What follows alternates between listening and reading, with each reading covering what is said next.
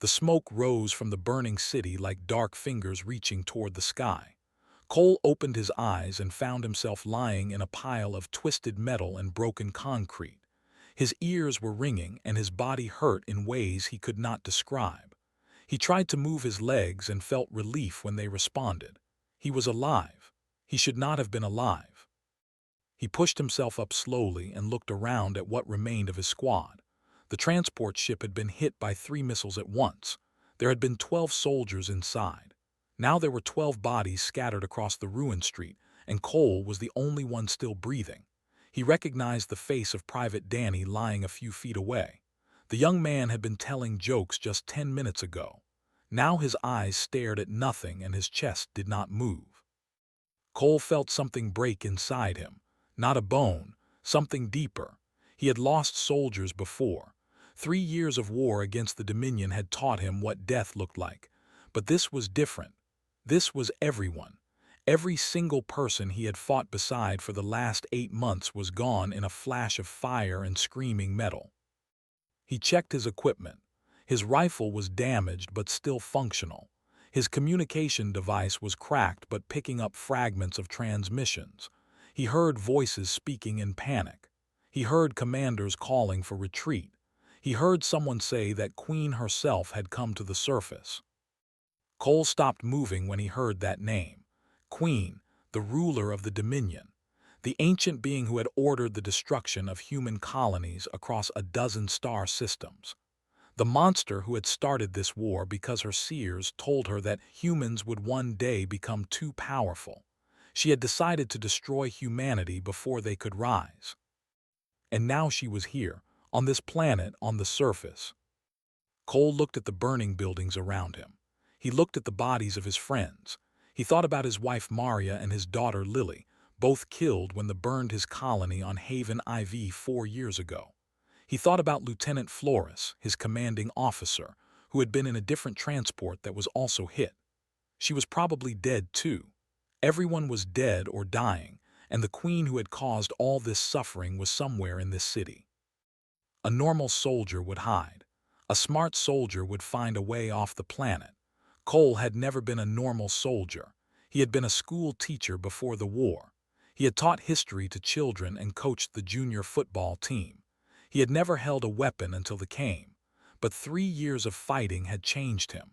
3 years of watching good people die had burned away his fear and replaced it with something cold and hard. He was going to find the queen. He did not have a plan. He did not have backup. He only had a damaged rifle and a broken heart and the stubborn refusal to let this day end without doing something that mattered. He started walking through the burning streets of Prime. This had once been a beautiful city. They had built towers of crystal and gardens that floated in the air.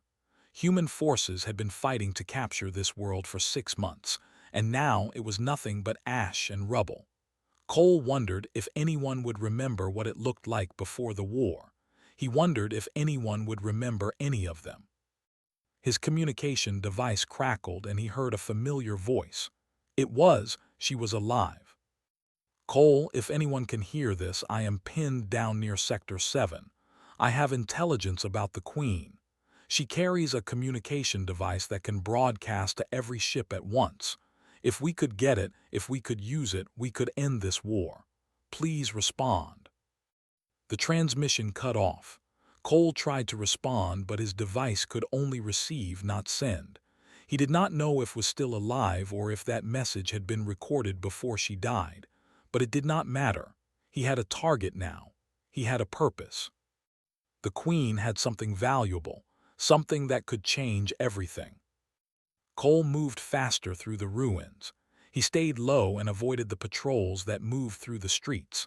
The alien soldiers were tall and thin, with hard shells covering their bodies and 4 arms that could each hold a weapon. They moved in groups of 6, hunting for human survivors. Cole had fought them many times. He knew how they thought. He knew their weaknesses. He slipped past one patrol by hiding in a collapsed building. He waited until they passed, then continued toward the center of the city where the main command structure stood. It was a massive tower of living crystal that somehow remained untouched by the destruction around it. That was where the Queen would be. That was where he needed to go. The sun was setting behind the smoke clouds, turning the sky orange and red. Cole thought it looked like the whole world was on fire. Maybe it was. Maybe this was what the end of everything looked like. He found a high point and looked down at the streets between him and the crystal tower. There were hundreds of soldiers between him and his target. There were gun positions and patrol routes and sensors that would detect any human who got too close. It was impossible. One man against an army. One broken soldier against a queen who had ruled for 400 years and conquered dozens of worlds. Cole smiled for the first time that day. Impossible had never stopped humans before. That was what the Never understood. They saw humans as weak because they were soft and small and lived such short lives. They did not understand that humans were strong because they were willing to do impossible things. They were willing to die for ideas. They were willing to fight even when there was no hope of winning. He started moving again, down from his high point and into the maze of ruined streets. The ashes of war swirled around him as he walked. The ghosts of his fallen friends walked with him. Somewhere ahead, the alien queen waited. She did not know he was coming.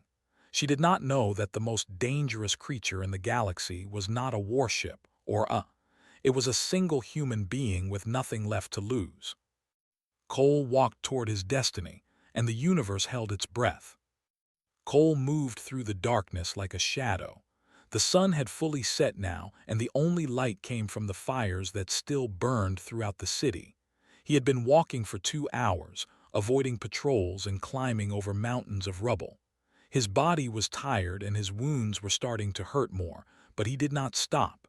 He could not stop. He heard a sound ahead.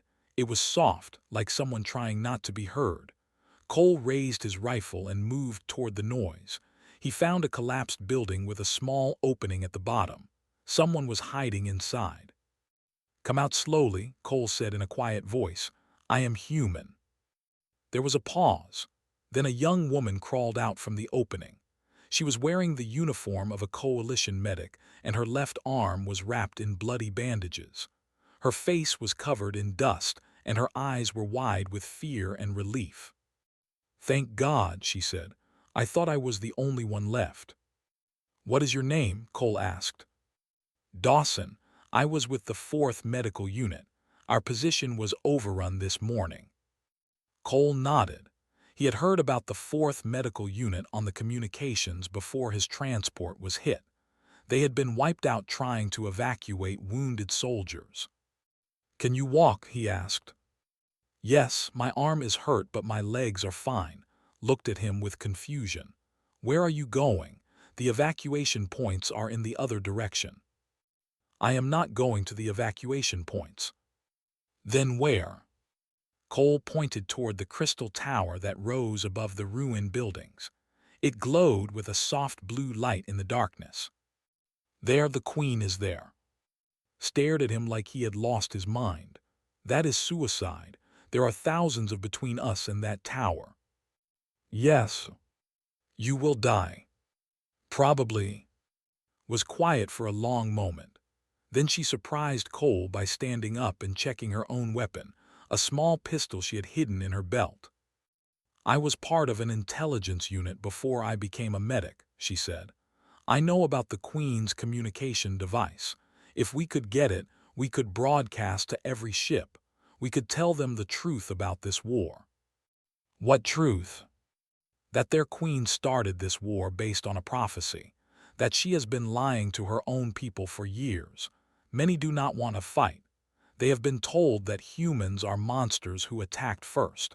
If we could show them the truth, maybe we could end this." Cole looked at the young medic with new respect. She was not just brave, she was smart, and she had information he needed. "Then come with me," he said, "but stay quiet and follow my lead." They moved together through the burning city. Was good at staying hidden. Her training as a medic had taught her how to move through dangerous areas without being seen. She told Cole more about what she knew as they walked. The queen is over 400 years old. She rules like a god. They worship her. They believe she can see the future. Can she? Cole asked. Maybe. They have abilities we do not understand. Their seers predicted that humans would one day become the greatest power in the galaxy. That is why they attacked us. They wanted to destroy us before we could become a threat. Cole thought about this. Humanity had been exploring space for less than 200 years. They had only met the 15 years ago. At first, there had been peace, trade agreements and cultural exchanges. Then they had attacked without warning, burning human colonies and killing millions. They were afraid of what we might become, Cole said. Yes, and their fear has caused all of this. They stopped when they heard voices ahead. Cole pulled into a dark corner and they watched as a patrol passed by. The alien soldiers were talking to each other in their clicking language. One of them was dragging a human prisoner, a young man in a torn uniform who could barely walk. The patrol stopped in the middle of the street. The lead said something, and the others responded with sounds that might have been laughter. Then the lead soldier raised his weapon and shot the human prisoner in the head. Made a small sound of horror. Cole put his hand over her mouth and held her still until the patrol moved on. When they were gone, he released her and saw that she was crying. They killed him, she whispered. He was surrendering, he was no threat. I know. How can they do that? How can they be so cruel? Cole looked at the body of the dead soldier lying in the street. He thought about all the bodies he had seen in this war, human and alike. They are afraid, he said. Fear makes people do terrible things. It makes them see enemies instead of people. They continued moving toward the Crystal Tower. The streets became harder to navigate as they got closer. There were more patrols and more checkpoints. Cole used every trick he had learned in 3 years of war to get them past the defenses. At one point, they had to crawl through an underground tunnel that had once been part of the city's water system. The tunnel was dark and filled with strange smells, but it got them past the main defensive line.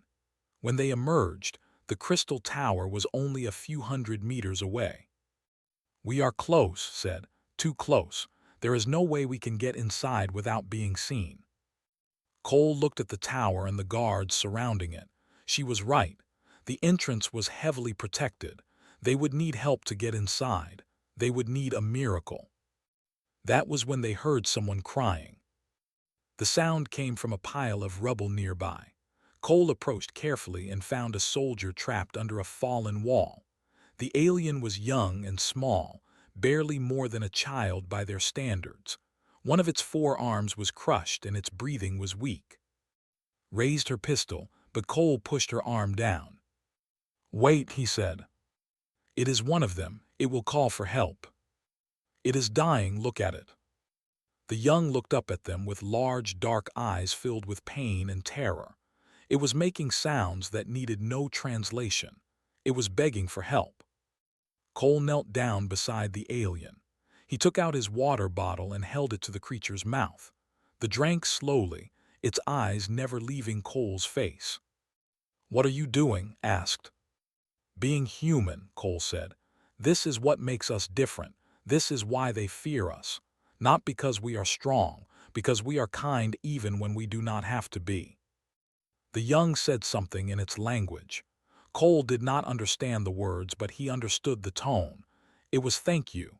It was confusion. It was the sound of everything that creature believed being turned upside down. A shadow fell over them.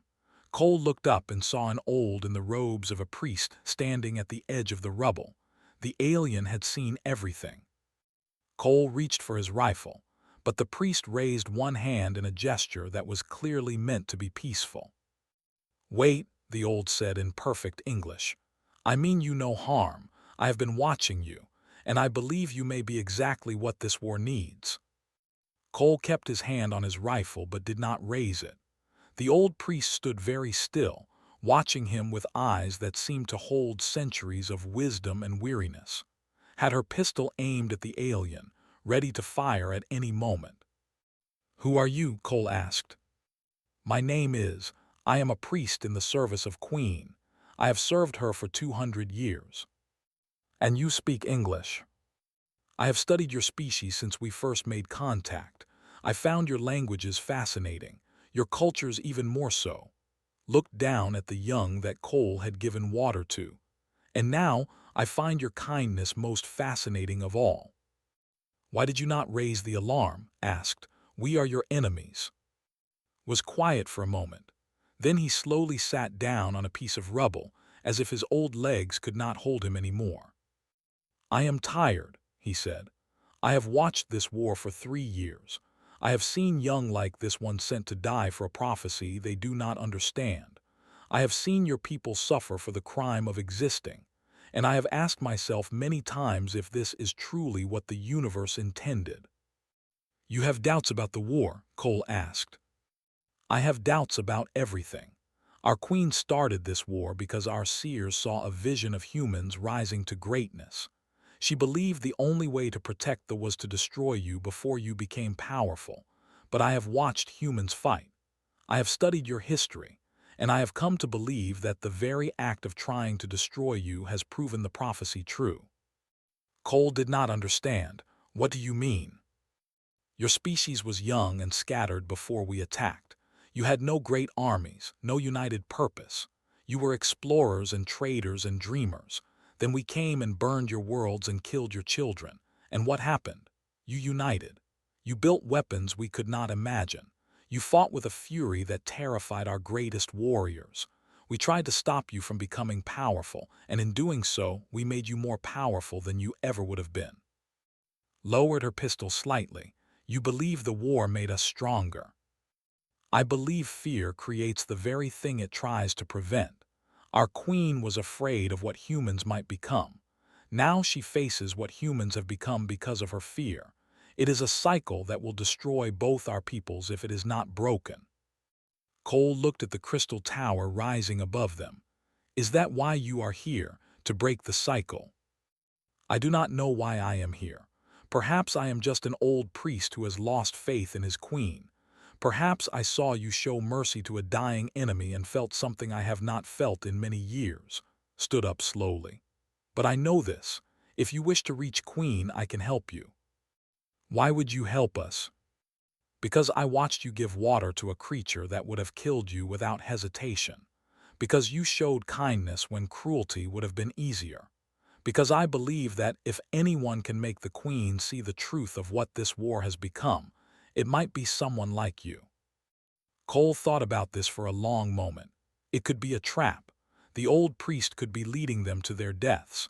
But something in his eyes told Cole that this alien was telling the truth. He was tired of war. He was tired of watching young beings die for old hatreds. "How can you get us inside?" Cole asked. Reached into his robes and pulled out 2 bundles of fabric. "These are cloaking garments worn by the queen's servants. They will hide your appearance and mask your scent. The guards will not question you if you walk with me." Took one of the garments and examined it. This could work. They rely heavily on scent to identify each other. If this masks our smell, we might pass as servants. "There is a path through the lower levels of the tower," said. "It is used by priests and servants. The guards do not patrol it closely. I can guide you to the throne chamber where the queen waits." Cole took the other garment and put it on over his damaged armor. It was strange to wear alien clothing, but it fit well enough. "What about him?" asked, pointing to the young who was still lying in the rubble. The creature's breathing had become weaker. Knelt beside the dying soldier and spoke softly in their language. The young responded with a weak clicking sound, then stood, and there was deep sadness in his eyes. "His name is, he says he is not afraid to die, but he wanted me to tell you something." Looked at Cole. "He says he was taught that humans were monsters without hearts. He says he was wrong. He says he will tell the ancestors that humans are not what the queen told them." Cole felt something tighten in his chest. This young alien had been sent to kill humans based on lies. Now he was dying in the ruins of a city that should never have been a battlefield, and his last thought was that everything he believed had been wrong. "I am sorry," Cole said too. "I am sorry for all of this." Made a sound that might have been a laugh or might have been a sob. Then he closed his eyes and was still. Said a prayer in his language. Then he stood and faced Cole and, "We should go. The Queen will not wait forever, and there are things you must understand before you face her." They followed the old priest through a hidden entrance in the base of the crystal tower. The inside was beautiful in a way that made Cole's heart ache. The walls glowed with soft light, and the air smelled like flowers from a world he would never see. This was what they had built before the war. This was what they were capable of when they were not killing. "Tell me about the Queen," Cole said as they walked. "She is ancient beyond your understanding. She has ruled our people for over 400 years. She has conquered 30 worlds and destroyed civilizations that threatened her vision of order. She believes she is protecting the galaxy from chaos. By killing everyone who might become powerful. By controlling everything.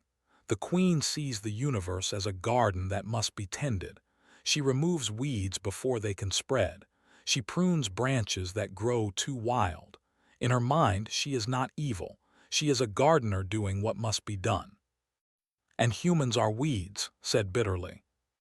"Humans are something she has never seen before. A species that grows stronger when it is cut. A species that refuses to be controlled. That is why she fears you. That is why she must see you for herself." They climbed a spiral staircase that seemed to go on forever. Cole's legs burned and his wounds throbbed, but he did not slow down. They were getting close. He could feel it. "The communication device," Cole said. "The one that can broadcast to all ships. Is it real?" "It is real. The Queen keeps it beside her throne. It is how she commands her fleets across the galaxy. With a single message, she can reach every warrior in existence. If we could use it to tell the truth about this war, would they listen?" Was quiet for several steps. "Some would. Many of my people are weary of fighting. They have lost children and mates and friends. They follow the Queen because they believe she speaks for the ancestors. But if they learned she started this war based on fear rather than truth, some might question her." "Some is better than none," said. They reached the top of the staircase and stood before a massive door made of crystal. Through it, Cole could see a vast chamber filled with light. "The throne room is beyond this door," said. "The Queen is inside. She knows you are coming." Cole felt a chill run through him. "She knows. She has always known. She felt you the moment you entered the city, a human walking toward death instead of running from it. She is curious about you. That is the only reason you are still alive." Cole checked his rifle and looked at. Her face was pale but determined. "Are you ready?" he asked. "No," she said, "but I am going anyway." Cole smiled. "That is the most human answer I have ever heard." He pushed open the crystal door and walked into the throne room to face the Queen who had destroyed his world. The throne room was the most beautiful and terrible place Cole had ever seen. Walls of living crystal rose hundreds of feet into the air, glowing with colors that had no names in human languages. The floor was smooth as glass and reflected everything like a mirror. And at the far end of the vast chamber, sitting on a throne that seemed to grow from the floor itself, was Queen. She was not what Cole had expected. He had imagined a monster, a creature of nightmares and hatred. Instead, he saw something ancient and elegant. The Queen was tall, even while sitting, with a shell that shimmered like black pearls. Her forearms were folded in her lap with perfect grace. Her face had features that were almost beautiful in their strangeness, with large dark eyes that held intelligence beyond anything Cole had ever encountered. She watched him walk toward her across the endless floor. She did not speak. She did not move. She simply watched, the way a scientist might watch an interesting experiment. Cole stopped about 30 feet from the throne, stood beside him, her hand on her pistol but not drawing it. There was no point. Guards lined the walls, dozens of them, and weapons would not save them here. So, the queen said at last, and her voice was like music made of ice, "You are the human who walks toward death. I am Cole, sergeant in the Coalition Defense Force. I know who you are. I know everything about you, Cole. I know about your wife Maria and your daughter Lily. I know about the colony on Haven IV. I know that you were a teacher before you were a soldier." The queen tilted her head slightly. "I know that you have killed 237 of my children." Cole felt the weight of that number. He had never counted. He had not wanted to know. "And you have killed billions of mine," he said. "Yes, I have." The queen did not sound proud or ashamed. She said it like a simple fact. "Do you know why? Because your seers told you we would become powerful. Because you were afraid of what we might do." Fear is a small word for what I felt. I have ruled for 400 years. I have seen civilizations rise and fall. I have watched species evolve from mud to starlight and back to mud again. And in all that time, I have never seen anything like humanity. The queen stood from her throne and walked down the steps toward Cole. She moved with a grace that made her seem to float. The guards tensed but did not interfere. "Your species is chaos made flesh," she continued. "You are violent and kind, cruel and compassionate. You destroy and create with equal passion. You live such short lives, yet you dream of forever. You are everything and nothing all at once. Is that why you try to destroy us? I try to protect the galaxy from what you might become. The seers showed me a future where humans spread across every star, where your chaos infected every world, where the order I have spent centuries building crumbled into dust. And instead of talking to us, instead of trying to understand us, you chose to burn our children." The queen stopped a few feet away from Cole. This close, he could see that her dark eyes held something that might have been regret. "I made the choice that I believed was necessary. I have made many such choices. They do not become easier with time." Cole heard footsteps behind him. He turned and saw a tall warrior entering the throne room, dragging his arm. Somehow they had been separated without him noticing. The warrior pushed to her knees and held a blade to her throat. "Commander," the queen said, "what is the meaning of this?" "Forgive me, my queen. The female was reaching for a weapon. I believe she intended to harm you." Cole looked at. Her face was bruised and there was fear in her eyes, but also defiance. She had not given up. "She was no threat to me," the queen said. "No human is a threat to me in my own throne room." "Of course, my queen, but perhaps this one can be useful." Pressed the blade against his neck. A thin line of blood appeared on her skin. "The male seems to care about her. Perhaps he will be more cooperative with proper motivation." Cole felt rage building inside him. The same rage he had felt when he learned about Haven IV. The same rage that had carried him through 3 years of war. "Let her go," he said. "Or what?" laughed, a clicking sound that echoed through the chamber. "You are one small human standing before the greatest power in the galaxy. You have no leverage here." Cole looked at the queen.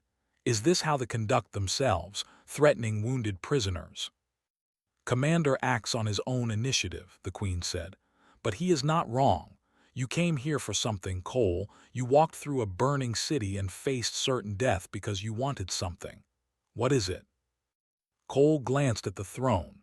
There, resting on a small pedestal beside it, was the communication device had described. A simple crystal sphere that could reach every ship in existence. "I came to end this war," Cole said. "By killing me." That was the original plan. And now, Cole thought about everything he had seen on his journey to this room. The bodies of his friends, the dying young who thanked him for water, the old priest who had lost faith in his queen, the city that had been beautiful before fear and hatred burned it down. "Now I do not know. I thought killing you would bring justice. I thought it would honor everyone who died. But standing here looking at you, I realized that your death would just be another death in a war full of them.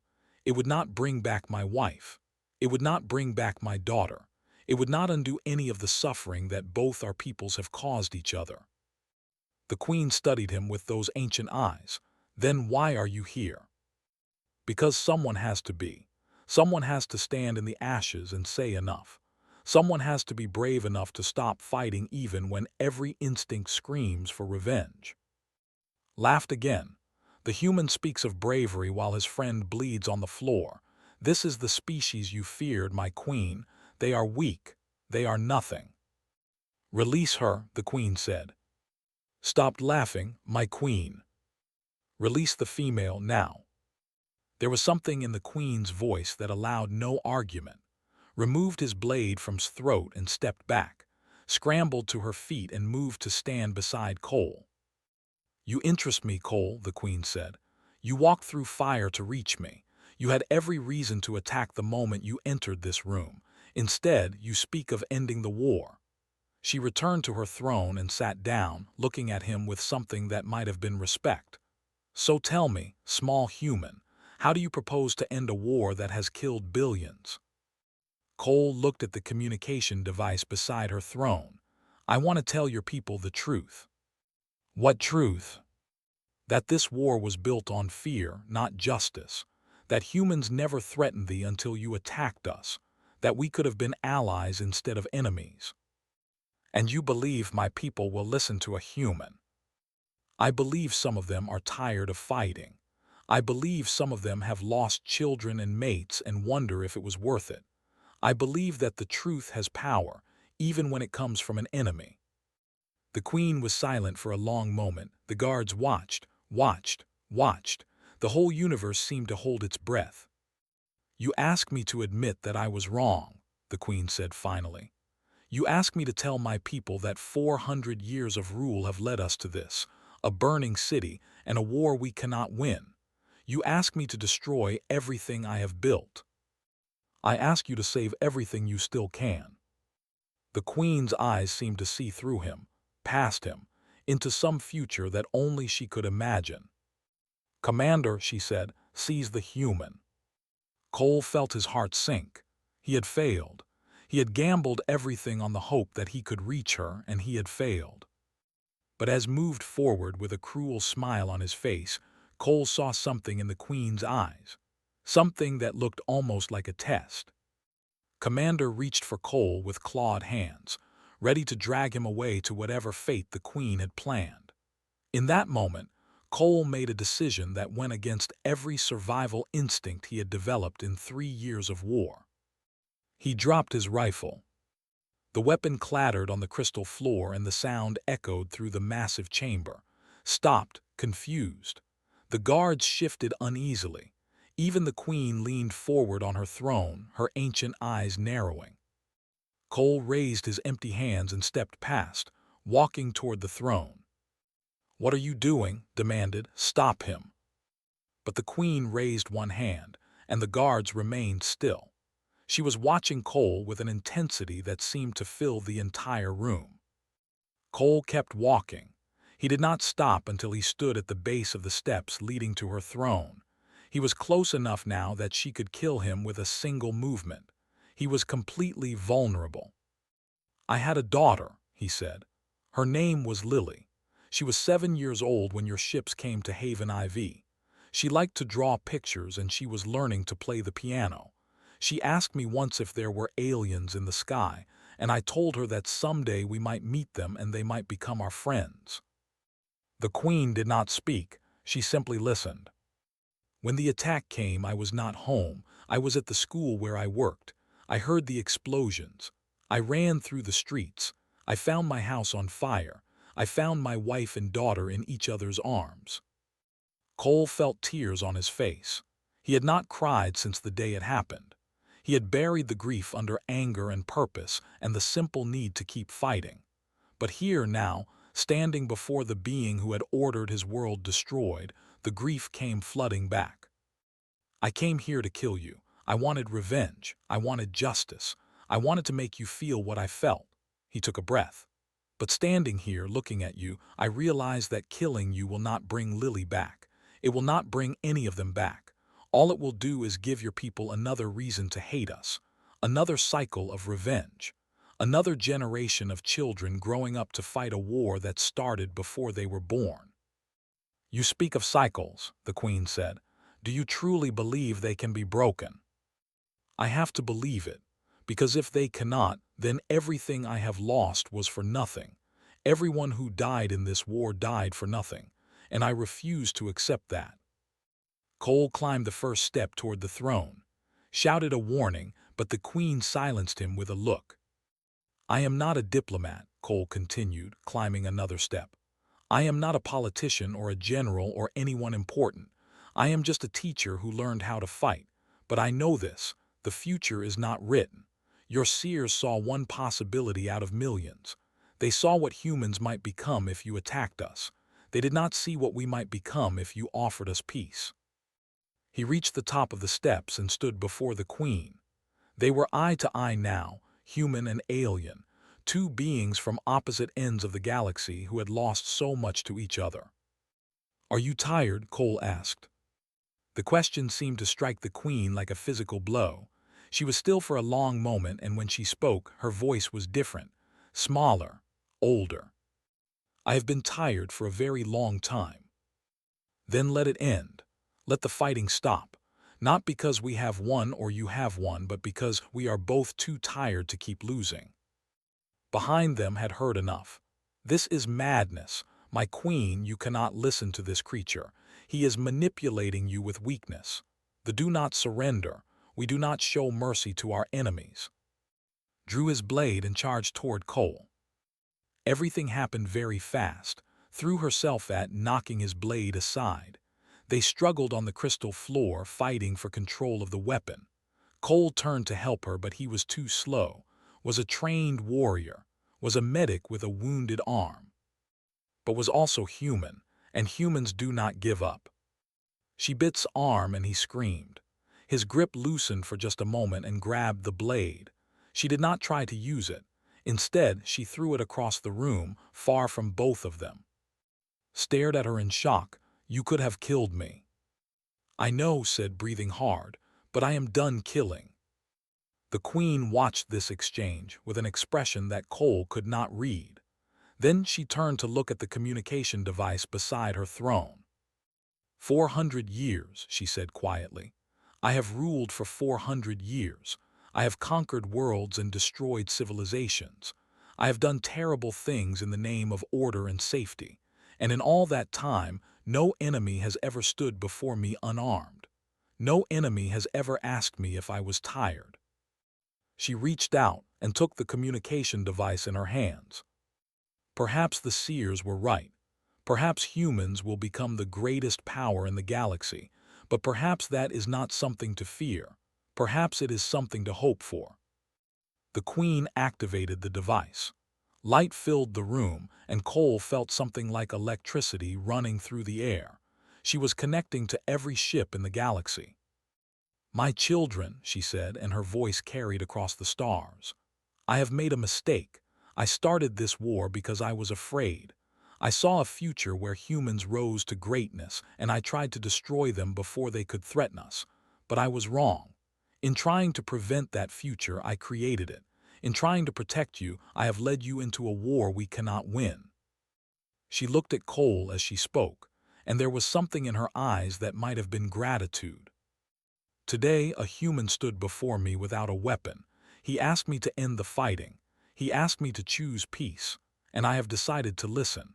I am ordering all forces to cease combat immediately. The war is over." The light faded. The communication ended. The queen set the device down and sat back on her throne, looking suddenly very old. Fell to his knees. "My queen, what have you done?" "I have done what should have been done 3 years ago. I have admitted that I was wrong." Cole stood in the center of the throne room, surrounded by aliens who had been his enemies just moments ago, and felt something he had not felt in years: hope. Weeks later, Cole stood in a conference room on a neutral station, wearing a clean uniform and surrounded by diplomats from both species. Stood beside him, her arm fully healed now. Across the table sat Queen, smaller somehow in this setting, but still commanding respect. The peace talks were difficult. There was too much pain on both sides for easy forgiveness. But they were talking. That was what mattered. During a break, the Queen approached Cole. "You know that peace will not bring your daughter back," she said. "I know. Then why did you fight for it?" Cole looked out the window at the stars. Somewhere out there, children were going to sleep without fear of bombs falling. Somewhere out there, soldiers were putting down their weapons and going home. "Because she would have wanted me to," he said. "Lily believed that the aliens in the sky could be our friends. She believed in a future where we were not enemies.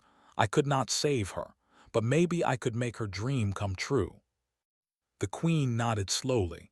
"Your daughter sounds like she was remarkable." She was the best of humanity."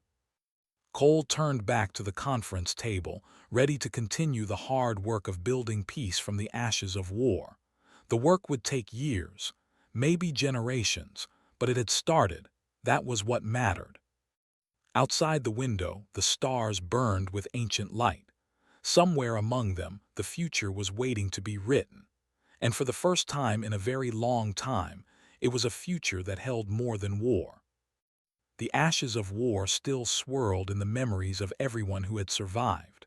But from those ashes, something new was growing, something that looked like hope.